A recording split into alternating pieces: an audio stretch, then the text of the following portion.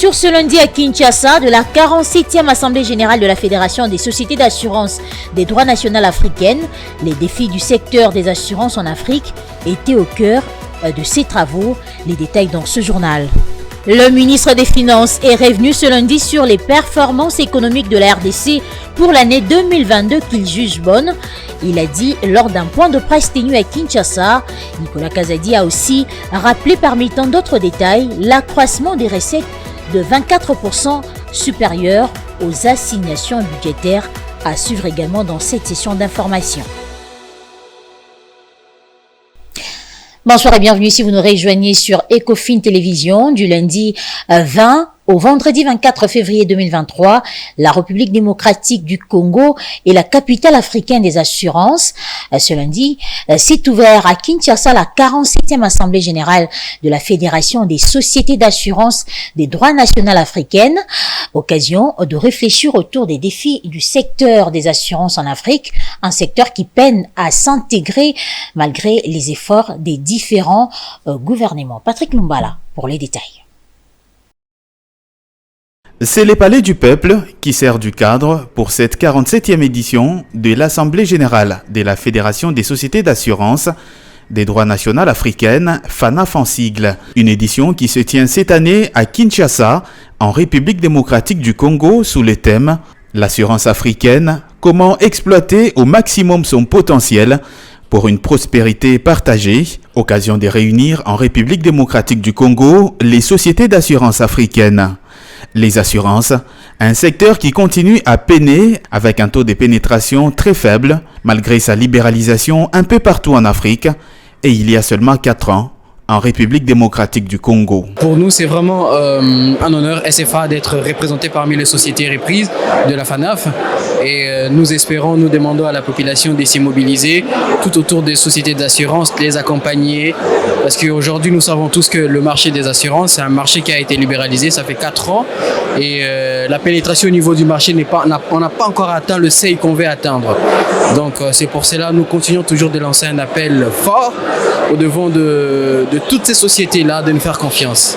Il faudrait que les gens comprennent que les assurances n'est pas une taxe, mais une mesure de prévention, de se prémunir au devant de risques éventuels qui pourraient arriver dans le temps futur. Tenu sous les hauts patronages du président de la République, Félix-Antoine Tshisekedi, cet événement est aussi l'occasion de mettre ensemble les opérateurs du secteur des assurances et d'autres secteurs. Les objectifs de la FANAF, c'est entre autres promouvoir l'assurance et la réassurance en Afrique, représenter et défendre les intérêts de la profession, mais aussi établir des relations professionnelles entre les sociétés membres. Cette 47e édition va du 20 au 24 février 2023 au Palais du Peuple à Kinshasa. À la une de l'actualité, le ministre des Finances Nicolas Kazadi était face à la presse ce lundi en marge du point de presse du ministère de la Communication et Médias. Il est revenu sur les performances économiques de la RDC pour l'année 2022 qu'il juge bonnes, rappelant parmi tant d'autres détails l'accroissement des recettes de 24% supérieur aux assignations budgétaires. Suivez.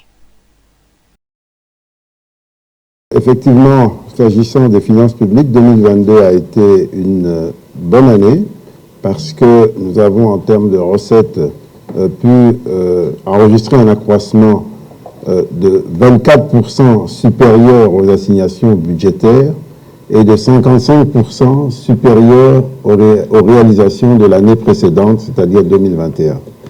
Cet accroissement est le fruit du travail continu des services, des régies financières, pour atteindre ces assignations, dépasser ces assignations et obtenir ce résultat.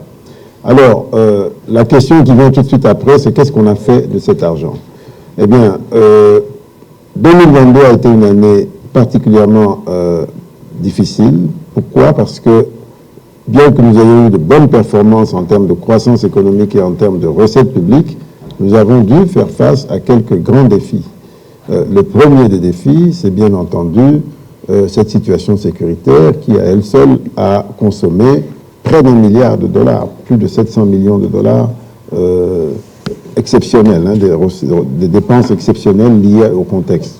Parce qu'il faut réarmer notre armée, parce qu'il faut la rééquiper, il faut la refaire, il faut la refonder. Mais il y a eu aussi les subventions pétrolières pour lesquelles on a dépensé près de 500 millions de dollars l'année passée. Et il y a bien entendu les élections pour lesquelles on a également dépensé près de 500 millions de dollars. Voilà quelques grands éléments de dépenses pour l'année passée sur les 9 milliards de recettes propres que nous avons pu réaliser, auxquelles s'ajoutent bien entendu les appuis extérieurs, etc. Mais malgré ces grands défis sécuritaires et électoraux, nous avons réussi l'année passée à tripler les dépenses d'investissement. Les dépenses d'investissement qui étaient de l'ordre de 1 000 milliards de francs congolais en 2021 ont dépassé les 3 000 milliards en 2022, c'est-à-dire plus d'1,5 milliard de dollars. Ce sont des performances que nous n'avons pas connues depuis longtemps. La Cour des comptes a organisé le 18 février dernier une séance de vulgarisation de la loi portant sa composition, son organisation et son fonctionnement. Une cérémonie qui s'est déroulée au Palais du Peuple en présence de plusieurs personnalités, dont son président Jimmy Munganga, plusieurs autres membres de cette Cour et les ministres des Finances. Les détails dans ce reportage de Grace Luyanga et Manana. Il s'agit de la loi numéro 18/024 du 13 novembre 2018, portant composition, organisation et fonctionnement de la Cour des comptes, en présence de plusieurs personnalités, dont le ministre des Finances Nicolas Kazadi et l'inspecteur Ngeleza, qui représentait l'inspecteur général de finances, chef des services Jules Alinguete. Le président de la Cour des comptes, Jimmy Munganga, est revenu sur certaines problématiques qui rencontrent les comptables. Le présent atelier s'inscrit dans le cadre d'un vaste programme de sensibilisation et de vulgarisation de la loi organique précitée, financée par le gouvernement. Cette loi organique est venue abroger les 3 ordonnances-lois de 1987 qui ont régi la Cour des comptes depuis son installation effective en 1987. S'inscrivant dans la série de textes légaux et réglementaires pris dans le cadre de la réforme des finances publiques, la loi organique susvisée a apporté des innovations dans l'émission régalienne confiée à la Cour des comptes. Lorsque ces comptables évoquent la question du non-respect de certaines lois à la base de quelques antivaleurs. Le comptable public est depuis un certain temps un agent intermédiaire entre le banque et le bénéficiaire de fonds. Et cette situation met très en mal le comptable public. La vulgarisation de ces lois vise à mettre davantage en lumière ce que représente la Cour des comptes dans la lutte contre les antivaleurs menée actuellement en République démocratique du Congo par des institutions de contrôle auxquelles fait partie l'Inspection générale de finances.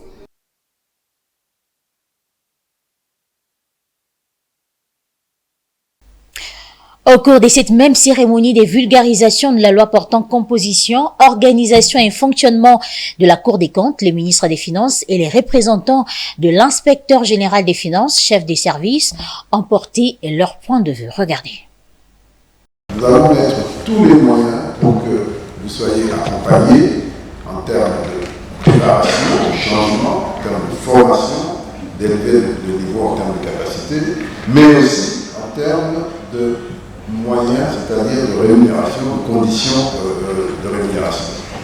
Certains comptables sont plus riches que la plupart des ministres. Ça, c'est un fait. D'autres, effectivement, sont dépourvus de tout et c'est indigne pour le métier de comptable. Il faut qu'on trouve une façon plus juste de faire les choses, mais il est clair que les comptables qui gèrent les deniers de l'État doivent être protégés sur le plan financier. Comptable public, on voit qu'il y a quand même énormément de pesanteurs qui ne permettent pas de dire que le comptable public est personnellement et pécuniairement responsable des opérations. Je crois qu'il y a des pays, d'abord quand on dit pécuniairement, ça ne doit pas être une responsabilité de principe ou hypothétique. Dans beaucoup de pays, le comptable public bénéficie des avantages, des ristournes sur les opérations qui posent. Et ces ristournes-là alimentent le compte séquestre. Et ce sont ces comptes séquestres-là qui sont saisis pour rendre effective cette responsabilité pécuniaire. Donc on ne peut pas en même temps demander une responsabilité, asseoir une peine qui ne soit pas une peine. Si c'est sur les rémunérations qui sont distribuées aujourd'hui, je crois qu'il serait hypothétique de concevoir que le comptable public soit personnellement et pécuniairement responsable d'une opération comme la paie. Autre chose à signaler dans ce journal, élaboration du code des recettes non fiscales. C'est l'une des résolutions prises à l'issue de la conférence des directeurs de la DGRA d'édition 2023 qui s'est clôturée le samedi dernier au cercle de Kinshasa dans la commune de la Gombe. Une cérémonie de clôture qui s'est déroulée en présence de la vice-ministre des Finances. Placé sous le thème « Évaluation de l'exercice 2022 et défis à relever en 2023 », la conférence des directeurs de la Direction générale des recettes administratives, judiciaires, domaniales et de participation édition 2023 a fermé ses portes le week-end. Présente à cette clôture, la vice-ministre des Finances, Onej Nsele, a invité les participants à fournir plus d'efforts afin que la RDC collecte les recettes à la hauteur de ses potentiels fiscaux. Le rapport final démontre non seulement que la tâche est immense, mais aussi que nous pouvons faire mieux pour que la RDC collecte les recettes à la hauteur de son potentiel fiscal. À noter également qu'au cours de ces travaux de 3 jours, plusieurs résolutions ont été prises. Priorité 2023. Parmi ces priorités, il y a lieu de retenir ce qui suit. 1. La poursuite de la rationalisation de droits, taxes et redevances du pouvoir central. 2. L'élaboration du code des recettes non fiscales. Ça n'est suivi la cérémonie de la signature des actes d'engagement des réalisations de recettes au regard des assignations budgétaires de 2023 entre la DGRAD et les responsables des entités. Dans son mot de clôture, le directeur général de la Direction générale des recettes administratives, judiciaires, domaniales et des participations, Jean Parfait Tabala, a exhorté les participants à s'approprier les recommandations formulées à l'issue de cet atelier. Je l'ai souligné dans mon discours lors de l'ouverture de ces assises, les actes d'engagement signés ces jours par tous les directeurs des services techniques doivent servir de repères d'auto-évaluation pour vous-même et d'évaluation pour la hiérarchie à la fin de chaque mois. Des sanctions positives et ou négatives seront infligées selon le cas. C'est ainsi que j'invite chaque participant à s'approprier les résolutions de cette conférence pour bien jouer son rôle à la mesure de ses responsabilités dans sa structure. Cette conférence de directeur de la DGRAD s'est clôturée dans une ambiance bon enfant. Dans un communiqué, l'Observatoire de la dépense publique vient de féliciter l'Inspection générale des finances pour son rapport sur le contrat chinois. Qui soutient-il? Met en lumière les crimes économiques autour de ce contrat. Pour l'ODEP, la partie congolaise doit procéder à la suspension puis l'annulation de cette convention. Regardez. À la suite de cette convention, la République démocratique du Congo avait mis à la disposition de la joint venture des gisements d'une valeur de 93 milliards de dollars américains. La partie congolaise devrait en retour recevoir, entre autres, 3 milliards de dollars en termes d'infrastructures. Il devait construire 2 barrages hydroélectriques à Katende et à Kakobola, 3700 km de rails, 145 centres de santé dont les 145 territoires de la République démocratique du Congo, 31 hôpitaux de 150 lits chacun, mais également des universités modernes et la réhabilitation complète des aéroports de Goma et Bukavu. Quant à la répartition de parts sociales, l'État congolais devrait avoir 32% contre 68% pour les entreprises chinoises qui, curieusement, n'apportaient rien en termes de capitaux frais. D'après l'ODEP, les quelques investissements réalisés seront financés grâce à des emprunts contractés auprès de banques chinoises.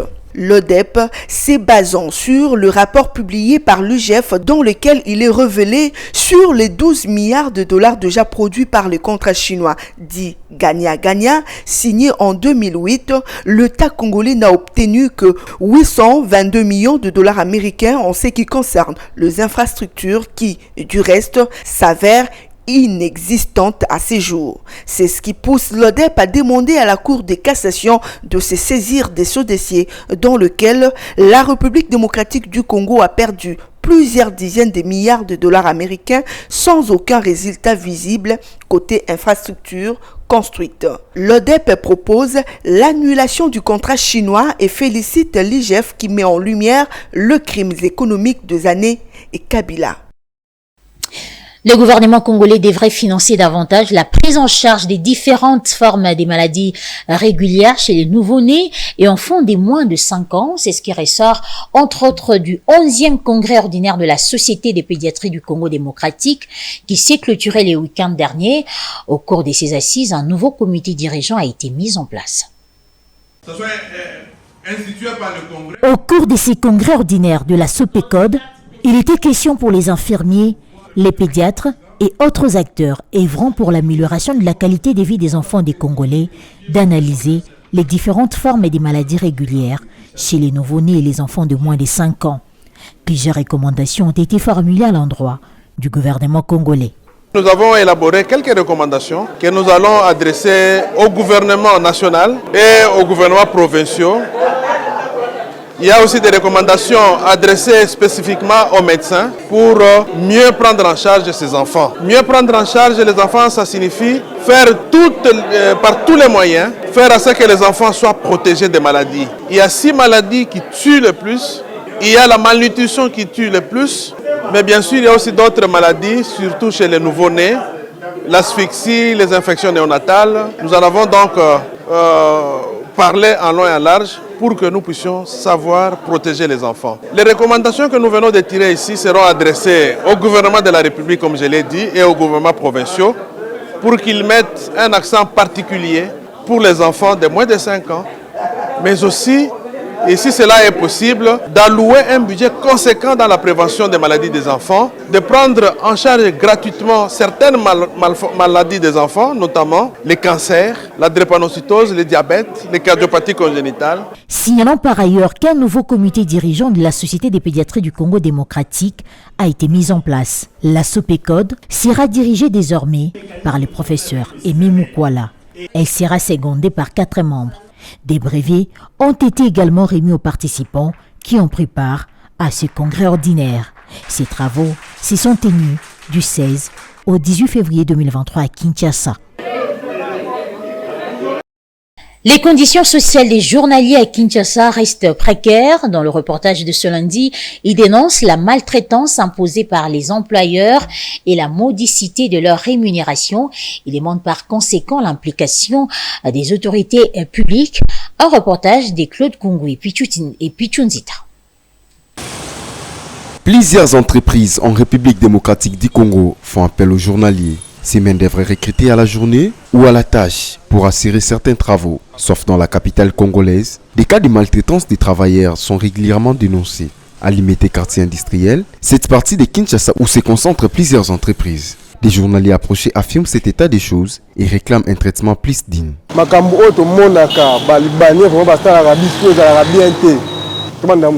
6 heures, au travail. De 6 heures à repos, 12 heures à 30 minutes à repos. Nous vivons des choses compliquées ici. Les expatriés nous font souffrir. Nous débutons le travail à 6 heures et nous finissons à 18 heures juste pour gagner 6500 francs. Alors que nous travaillons durement. Nous demandons aux autorités congolaises de mettre un œil regardant dans ces secteurs. Avec le 6500 francs, il faut trouver quoi manger, les transports et s'occuper de la famille. C'est tellement compliqué avec la vie actuelle. Nous demandons plus d'attention de la part des autorités. Le mois de dépenser 3 000 ou 2 000 francs. Bon, 6 500 au Tikani Nandaku, Koyana Yoboy, Oyana Nini, bon. Tu vas comprendre que ils exigent l'augmentation de leurs rémunérations journalières qu'ils trouvent modiques, mais aussi l'implication du ministère du Travail, qui est presque les seuls capables d'obliger les entreprises à améliorer leurs conditions sociale. Gestion financière, douane et assises ou encore commerce extérieur, l'Institut supérieur d'informatique, programmation et analyse a accueilli ses nouveaux étudiants pour la rentrée académique. C'était en début de week-end dernier. C'est une cérémonie d'accueil et d'intégration des nouveaux étudiants qui s'est déroulée dans une ambiance bon enfant à l'Institut supérieur d'informatique, programmation et analyse, ISIPA en sigle. Occasion pour les responsables de cette institution d'enseignement supérieur de conscientiser les nouveaux apprenants, notamment sur ce qui les attend dans l'avenir. Nous ne devons pas oublier pourquoi nous sommes ici. Vous n'êtes pas des demandeurs d'emploi, mais vous êtes des créateurs. Nous avons besoin de voir ceux qui sont sortis de l'ISIPA de se distinguer dans ces pays. Les pays attendent beaucoup de vous. L'occasion était également propice pour cette institution d'enseignement supérieur d'installer le comité des étudiants. À l'ISIPA, nous expérimentons la démocratie, nous apprenons aux jeunes la démocratie afin que demain, lorsqu'ils seront responsables, ils puissent également intégrer ce système dans leur fonctionnement. Voilà, les personnels, c'est échanger les cadeaux, c'est aussi une façon pour nous d'enseigner l'amour à nos personnels et de donner l'exemple à nos étudiants. Aussi, nous avons fait l'exhibition des combats des arts martiaux, puisqu'à ISIPA, il n'y a pas que la science, il y a beaucoup de disciplines. Nous participons même aux compétitions nationales. Et voilà, on a présenté toutes ces équipes-là, des arts martiaux, et on a incité également les nouveaux à pouvoir intégrer ces équipes de sport. Ces nouveaux étudiants embrassent des filières telles que les sciences commerciales et financières ou encore les sciences informatiques. Elles regroupent notamment la gestion financière, douane et axes, le commerce extérieur ou encore l'informatique de gestion. Mesdames et messieurs, place à présent à la revue de presse.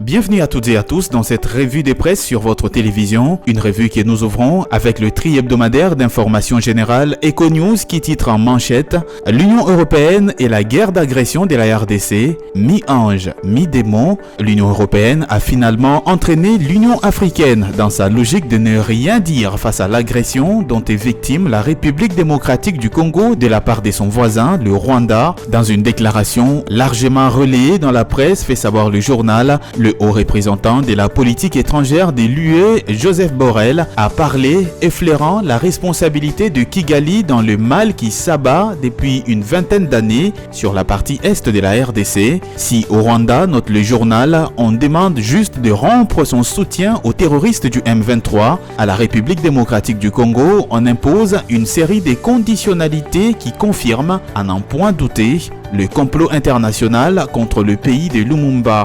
Et curieusement, poursuit le journal, l'Union africaine, construite sur le schéma de l'Union européenne, a embouché le même discours lors de son conclave du 17 février à Addis Abeba, consacré sur la crise sécuritaire dans l'Est congolais. Jusqu'à quand le monde dit civilisé fermera-t-il les yeux sur des millions de morts de la RDC? Jusqu'à quand le monde comprendra-t-il qu'on ne bâtit jamais la prospérité de l'Afrique en déstabilisant volontairement la République démocratique du Congo, s'interroge le journal. Mi-ange, mi-démon, c'est l'image que nous projette l'Union européenne face à la crise dans l'Est de la République démocratique du Congo, conclut le journal. Restons toujours dans les colonnes des EcoNews qui titre à sa 12e page « La main noire du Rwanda dans la déstabilisation de la RDC » à Addis Abeba. Tshisekedi dit toutes ces vérités à Guterres en marge du sommet de l'Union africaine à Addis Abeba, capitale de l'Éthiopie. Le chef de l'État, Félix Antoine Tshisekedi, s'est entretenu avec le secrétaire général des Nations Unies, Antonio Guterres, annonce le journal. Sur un ton diplomatique, le chef des Nations Unies a réaffirmé le soutien de l'ONU aux efforts visant à instaurer la paix et la stabilité dans l'est de la RDC. Sur les terrains diplomatiques, la République démocratique du Congo a pris une longueur d'avance par rapport au Rwanda. Par ailleurs, les lignes bougent en faveur de Kinshasa, déconstruisant le sempiternel discours de victimisation du Rwanda qui se cache comme toujours derrière la nébuleuse FDLR pour justifier l'incursion de ses troupes sur le sol congolais. Présent à cette rencontre, poursuit le journal, Patrick Mouyaya, ministre de la Communication et Médias, porte-parole du gouvernement qui mène une guerre médiatique sans merci contre Kigali, s'est félicité de sa tenue. En finir une fois pour toutes avec le cycle de violence à l'Est. Comment rendre efficace la coopération FRDC, FBI, MONUSCO pour atteindre cet objectif? Riche et franc échange entre le président de la République et le secrétaire général des Nations Unies, Antonio Guterres, a dit Patrick Mouyaya et conclut le journal. Terminons cette revue de presse avec le journal Congo Nouveau qui titre à sa 10e page « La Confédération africaine de football soupçonne des dirigeants de la FECOFA de vouloir détourner 1,7 million de dollars des droits télé ». La Confédération africaine de football, CAF en sigle, a adressé le 10 février dernier, fait savoir le journal, une mise en garde sévère à la Fédération congolaise de football association sur un probable détournement des revenus des droits télé des éliminatoires de la Coupe du Monde Qatar 2022 versée par la FIFA. Dans sa note, la CAF souligne que les dirigeants au sein de la FECOFA et jusqu'à ses plus hautes instances cherchent à se partager la somme de 1,7 million de dollars américains des droits télé. Des membres du comité exécutif seraient également impliqués. La Confédération africaine de football rappelle que cet argent doit être alloué au développement du football congolais et à des projets concrets, conclut le journal. Fin de cette revue sur votre télévision. Merci à toutes et à tous de l'avoir suivi.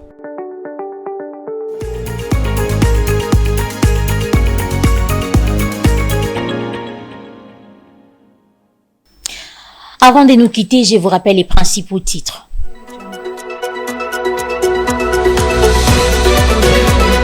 Ouverture ce lundi à Kinshasa de la 47e Assemblée Générale de la Fédération des Sociétés d'Assurance des Droits Nationales Africaines. Les défis du secteur d'assurance en Afrique étaient au cœur de ces travaux. Vous avez suivi les détails dans ce journal. Le ministre des Finances est revenu ce lundi sur les performances économiques de la République démocratique du Congo pour l'année 2022 qu'il juge bonne. Il a dit lors d'un point de presse tenu à Kinshasa. Nicolas Kazedi a aussi rappelé parmi tant d'autres détails l'accroissement des recettes de 24% supérieur aux assignations budgétaires. Et voilà, c'est la fin de cette session d'information, mesdames et messieurs. Merci à vous de l'avoir suivi. Restez avec nous. L'info continue sur Ecofin Télévision.